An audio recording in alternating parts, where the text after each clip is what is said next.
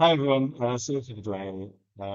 It's lovely to see you all. So today, I'm really pleased to be able to announce that Moses is going to have a series today. Um, it's going to be exploring all kinds of media information and media online. He did a large-scale field experiment in Indonesia. And I think it's going to be really exciting to take a look at some of his research. He has a PhD from LSE, focused on kind of clinical procedure. He won the award for the PhD dissertation at MIT. He's also been doing quite a bit of work with us recently at campaign labs in Finland. I think during the local election and stuff, so we've had a chance to get to know him, and I'm really excited because I've had a little bit of his videos. So, without further ado, Moses, if you'd like to take it away. Um, Presentation. Thank you for coming. Thank you so much, Noam, for that, and welcome everybody. Apologies for a little bit of a delay, but yes, I'm very happy to share to you.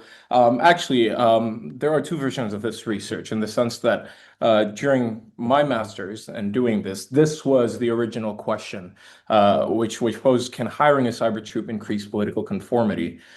Which is taken from a field experiment that I've conducted, and in fact, I can tell you that it's the first ever randomized field experiment in the world to incorporate a real cyber troop operation into a field experiment.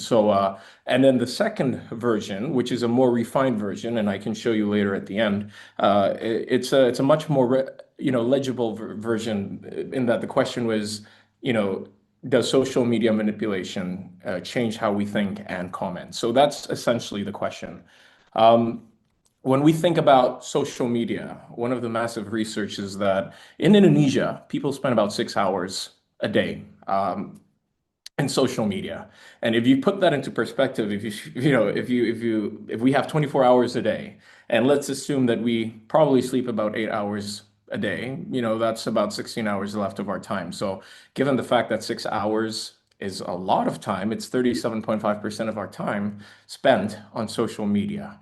And if you put that into perspective, that's about 1,600 seconds. That's a lot. And it's about 2,000 plus contents. That's half of the time, for content, 5 seconds per content. If we assume that we do that, that's about almost 2,160 total contents daily. So we can think that there's a lot of contents that we see every single day, especially for Indonesians. And that also, leads to the question of, how much of those contents really shape how people think and how people behave. So let me skip this one. So the idea of cyber troop operations, it's based on the assumption that first of all, cyber troop operations are actually originally defined as a secretly paid operation all over the world in order to try to re-engineer basically the informational environment in social media. So if we think about comment sections, if we think about reels, if we think about maybe stories, posts, these are all manipulable sort of informational environment. And as we can see, it's been detected all over the world. And it takes a lot of different forms. If you've heard of troll farms, if you've heard of buzzers, if you've heard of keyboard warriors, we see that it's been incorporated in a lot of elections. And in fact, researchers from Oxford, Bradshaw and Howard, actually have shown that, within their ever sort of like preliminary research on where has cyber troop operations been detected in 2017, we see about this much, operations detected by them. But then about 3 or several years later, they do the same research and it has increased in terms of its detection. So in terms of relevance, it's quite relevant. Even if we talk about social media manipulation in the broadest sense, this is not in the broadest sense. This is simply in secretly paid terms and secretly organized terms. It's a huge industry all over the world. A lot of political elites have been using that, and we see that's something that we have to be worried about. So, to answer the question, yes, it's quite relevant. So, what happened in Indonesia? I recruited a team of enumerators in order to look into a city in which this city is actually a sister city of the capital city of Indonesia, Jakarta. And we didn't do any sort of, random sampling in any ways due to the constraints of funding. But what we did is we tried our best to do purposive sampling, for the experiment in a way that it can sort of like, reach as many places as possible. We focused on different heat locations for young people, for people who are digital savvy, because that's sort of the focus, as Indonesia comprises of about 50% of the younger population. And why do I do it in the city of Bogor? It's because it's a good place to start, considering that there is very limited, in fact, almost no causal research on cyber troop operations. We want to look into the most sort of shallow and the easiest detection of these operations effect. So what I did was this team of enumerators recruited about 2,000 people or approached 2,000 people, and we've successfully surveyed about 1,000 people. And within such 1,000 sort of people that we've surveyed in our baseline survey, I was able to more or less randomize about 913 people into the experiment. Um, and within the experiment, after randomizing, I randomized them into three different sort of assignments. What happened was after the participant did their baseline survey, they were asked, after being randomized, to follow one of the three accounts.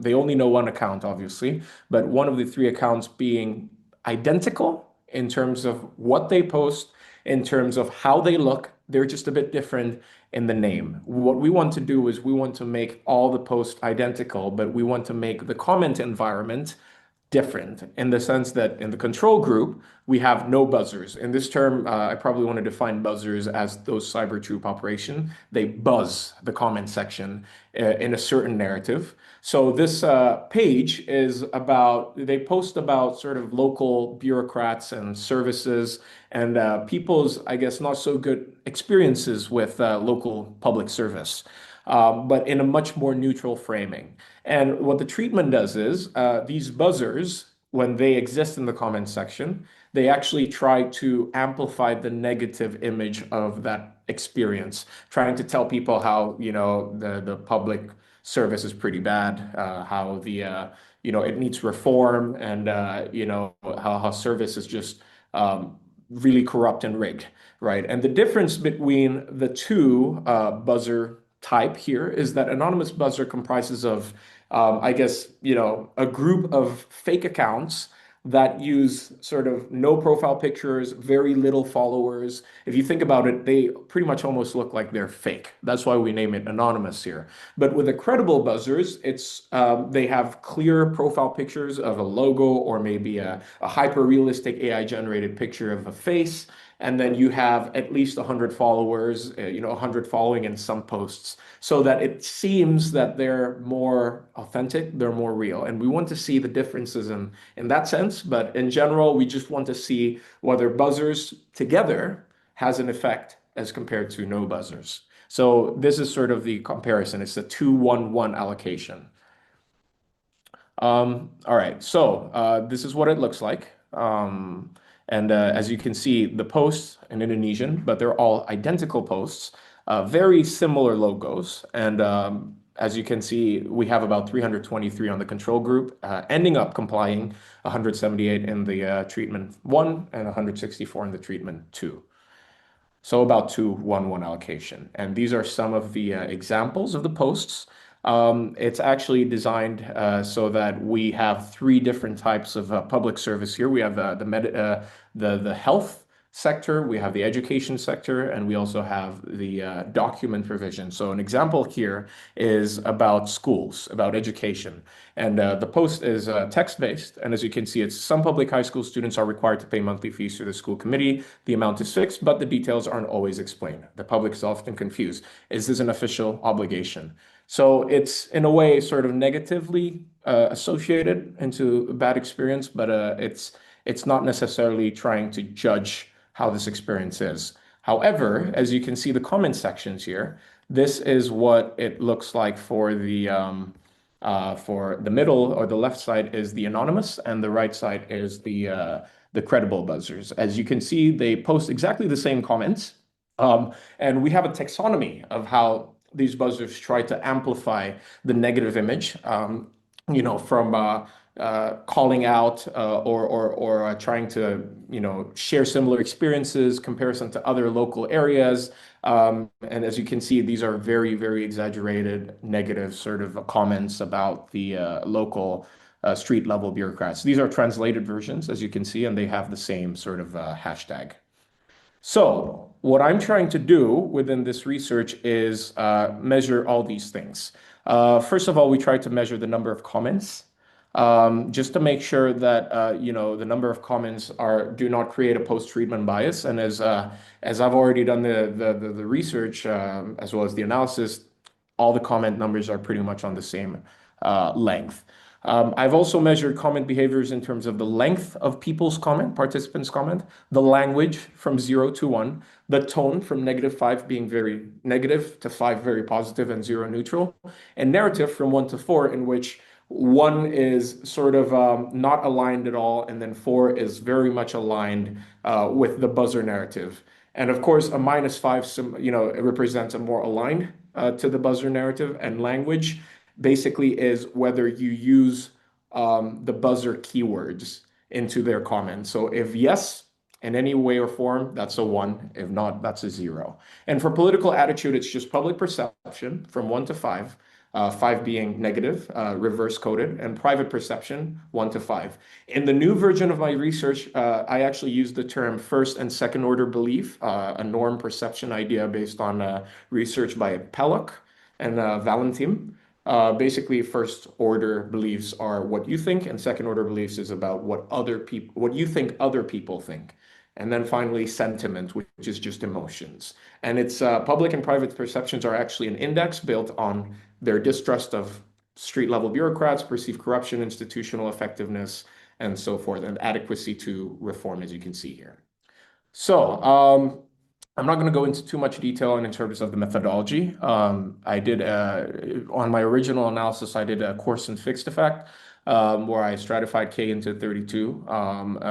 In the newer one, actually, I just used the original block random assignment and used that. But I also did some heterogeneous treatment effects. If you have any questions on the methodology, feel free. I'm not going to go too much into this methodology.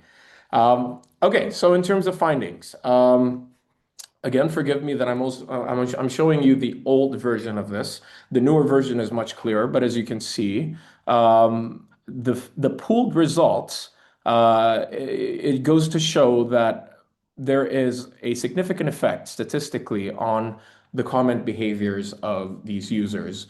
People's messages when exposed to buzzers are more aligned, and almost about zero point 0.2 standard deviations. I standardized all of this. The biggest one is message language. And when we talk about language, it's how much the users incorporate the buzzer's language and terminology. And it just goes to show this idea of conformity towards what a lot of the users think to be what the public thinks in the comment section, as well as tone and message length. Interesting enough, we see that the meta perception, or that second order belief, private belief, and emotion are all not statistically significant.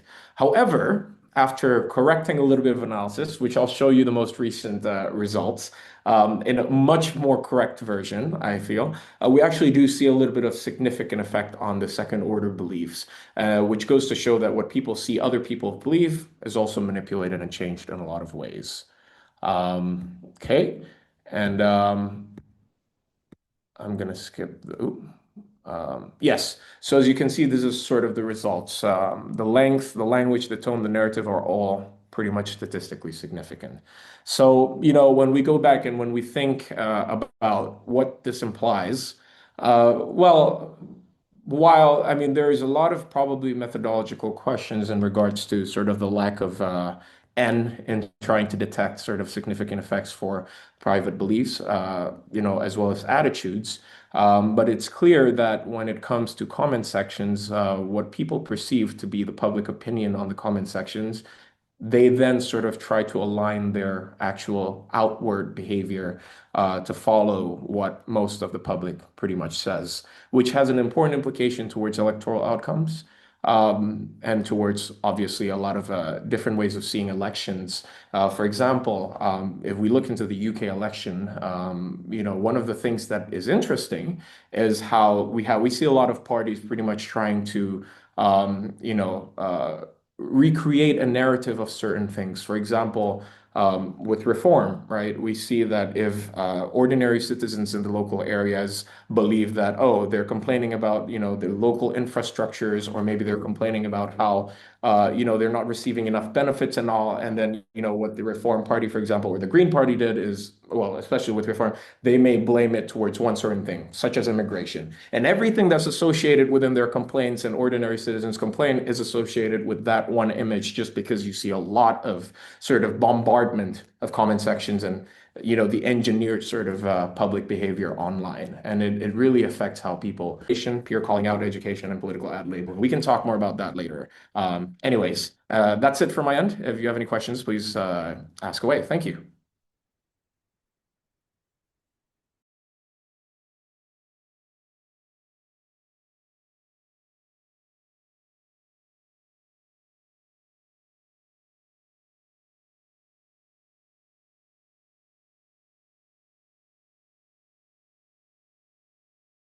Okay, go ahead. Um, Hi, sorry, I hope everybody can hear me through this. So I'm just going to take questions now, if that's all right, and I'll do all the solo heading. But first of all, thank you very much, Moses. It's really fascinating. If anybody who wants to ask anything just wants to raise their hand, that would be brilliant. Otherwise, I have a question, but I don't want to be too greedy. All right, bro. Then I'll go first. So Moses, I wanted to ask. Um, this is quite interesting to me. I think uh, it does seem to be the beginning of like a very strong signal that, you know, social pressure can really shape people's views. I'm kind of interested to see, do you think that this is true across platforms? Do you think there's certain kinds of issues where people are more or less likely to be influenced in this way? And when you're thinking about directions that you might take this research, are there questions in that kind of space that would help you get a better understanding of where the effect might be greater and lesser? And then Len has a question afterwards, but yeah. Yeah, thanks for that question. I'm trying to fetch a document that unfortunately I'm not able to fetch. I can show you guys later and share you the document. It's basically my written version of this, which is currently sort of under review. But no, I did some heterogeneous treatment effect, and I guess that one thing that's missing in the presentation is exactly that heterogeneous treatment effect. But no, when I did the analysis, actually, you see broadly homogeneous effects across four things. Social media engagement. So, based on the different social media engagement that people have, there is no effect whatsoever. It doesn't matter if you're more engaged or you're not. In terms of education level, it doesn't matter either. So, like the higher the education level, also doesn't matter. In terms of interest, political interest, in this case, for my research, it's local political interest. Also, no, apart from one, I think it's also quite broadly homogeneous. And finally, the prior beliefs of what they think about local street bureaucrats, very, very little, heterogeneity. And it just goes to show, I think one of my arguments that I put is the fact that these social media manipulators, they act through passing the cognitive barriers of people as, obviously when we try to educate people to say, oh, be careful of these buzzers or troll farms. I mean, obviously, they're not going to go and check. Remember, if you do more than 2,000 contents a day that you read, or you're not going to check them one by one, right? That's the assumption.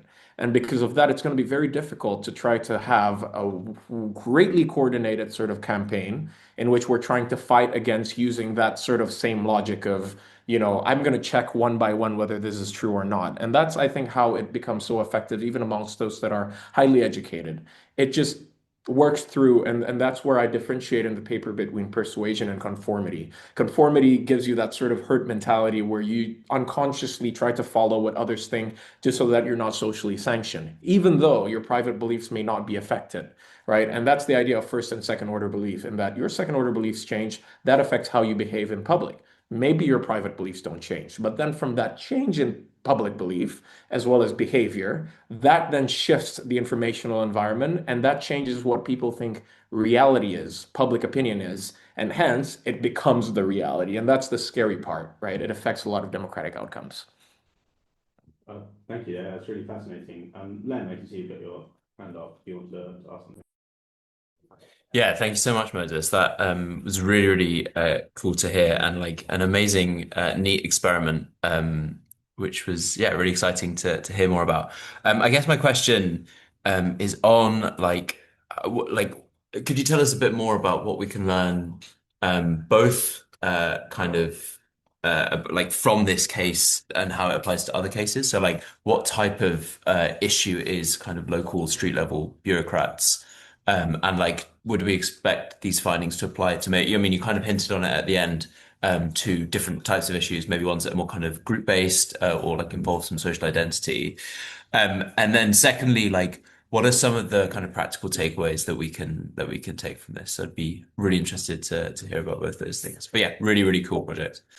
Thanks, Len. And good questions. I think to answer the first one, well, most of the research within sort of the, cyber troop operations, social media manipulation are actually mostly very little on observational as well as causal, in fact, but mostly on qualitative observations as well as, I guess more, data tracing, some observational. And in that case, we can't really predict sort of causally whether this is effective or not. But in those cases, many of the case studies are actually national. So you'll see a lot of people talking about policy making. So for example, if there's an issue that's actually quite pro-elite, it can actually be manipulated in a way that, this national issue is seen as pro people or maybe pro lower class. And it's very misleading in so many ways just because that change of image and just because it's coordinated in such a good way using fake accounts, using disinformation, can actually mobilize a lot of people to support a pro-elite and against the people type of policies. That's one way of looking at it. Another case, of course, obviously, is elections. China, we've seen a case study on China. We've seen a case study on Trump and the Russian troll farms. Actually, we've seen a case study on the UK and how Brexit is actually one way in which we detect social media manipulation campaign in order to make people feel a certain emotion on that sort of issue. So in that case, I cannot, using my randomized field experiment, conclude that this applies to maybe very national issues, but based on the mostly, I guess, qualitatively observed sort of national issue sort of related research on this, we can safely assume that there are some effects there, that it's quite effective. And the fact that this is a huge industry, that's another thing. A lot of the research don't only, my research is one of the rare ones that focus on the political behavior implications. Most of the research that we see out there on sort of, these kind of manipulations are actually on how it's organized. And the way it's organized is so effective and it's so industrialized in the sense that any politician can actually hire them and change something very easily. Right. So certain things that are currently being tested is inoculation strategies. So, for example, within the comment sections, trying to remind people that, what you see in the comment section may not be real, make sure to check. Or also political ad labeling, which is something that's also being tested in the sense that if you are renting somebody, I mean, the unethical part of this is you're paying somebody to do something that is disinforming or just misleading in general. If you are doing that case, maybe we should label it as political ad, and that can only work through the regulations of the government instead of the big social media companies, right? I don't think they're gonna want to do anything about it. They have some coordinated inauthentic behavior regulations, but it's not as heavily regulated as if you do it in the government level. So yeah, a lot of things to really reflect upon, whether this is ethical or not, whether we can regulate such things or not. If it doesn't relate to disinformation, which a lot is the case, it's just misleading in a lot of ways. Would we be able to regulate that as something that's illegal or not? So that's the questions we have to ask. And that's also the questions we have to ask pertaining to the UK case. Just because within the UK, what we're seeing in the changes in local election results recently may also be the fact that there are some sort of manipulation online in order to make people believe something that may be hugely exaggerated or not.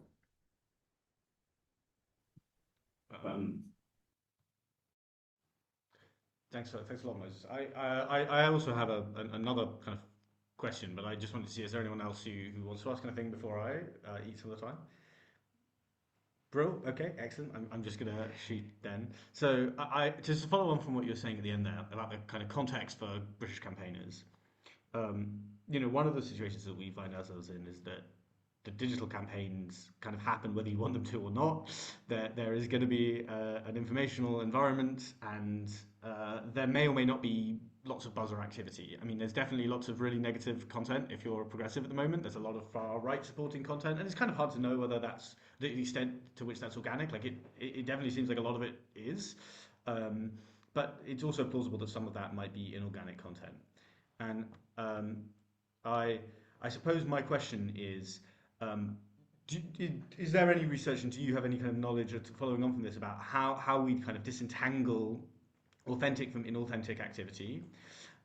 Because my sense is that like people, like the risk of inauthentic activity is that like people don't like it, right? If you could publicize that somebody's message is, you know, um, this that like inauthentic buzzers, that probably has. I mean, I would hope that has an undermining effect on the messaging. Maybe that isn't true. I don't know if there's any research around that either. But basically, my question is, as a kind of counter strategy, what can we do? Are there routes of identification? Should we look at publicization? Does that make a difference? I guess that kind of direction of travel for people fighting campaigns in Britain. That's a very, very good question. And I don't have the answer to that simply because what's frustrating to me, at the end of this research journey is the idea that you, you can think of all possible logical ways in order to fight this and it won't work. The question of trying to differentiate between what's real or not is exactly what buzzers are trying to do, is that we don't know what's real or not at this point just because there is this sort of like mix of or there's just this integration already of what's fake and then it snowballs in a psychological behavioral way into something that may become very real, right?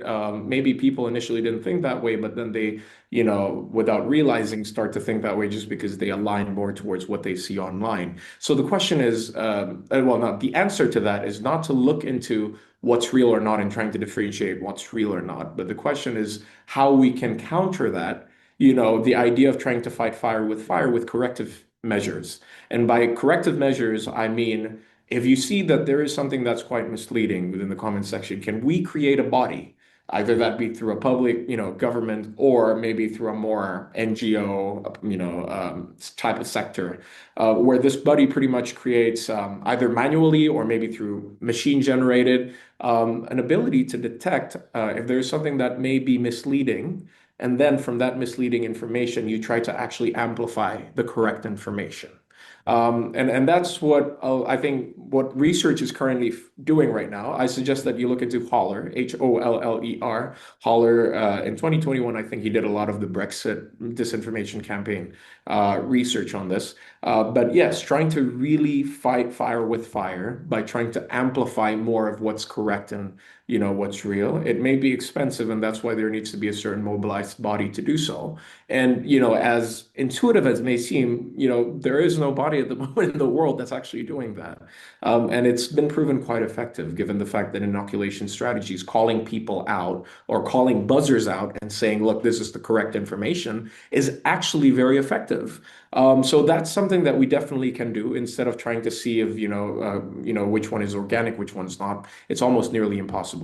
In fact, some of the buzzers here, we talk a lot about bot generated sort of comments, but actually the industry also creates a lot of human generated ones where they mobilize people who just need quick cash and then they pay them. And then once they pay them, they can just comment something very simple and they get they get money, right? And in that, in that case, is that a real person or is that not a real person, right? So there's a lot of question regarding that and why It's a dark industry in which it's supported by a lot of the political elites, and that's why it's very difficult right now to eradicate that from that, from that sense. So it's better to try to think of other ways, such as, trying to amplify the correct version of truth. Um, Thanks, Moses. Yeah, it's a really interesting answer. So it sounds like we're better off trying to kind of counter it by posting our own content, by getting in the comment sections and discussing it, rather than trying to do exposures or things like that, or trying to spend a lot of time differentiating, which is a little bit depressing, but maybe an important message for campaigners. So thank you everybody who came today. I'm just going to launch a quick poll around how useful you found the session. It just helps us understand what people like to listen to in the future, and so if you have a second, it really is 2 questions. But thank you very much to everyone who came along today. And yeah, if there are any more questions, I'm happy to take them. But otherwise, I think we'll wrap up. Thank you.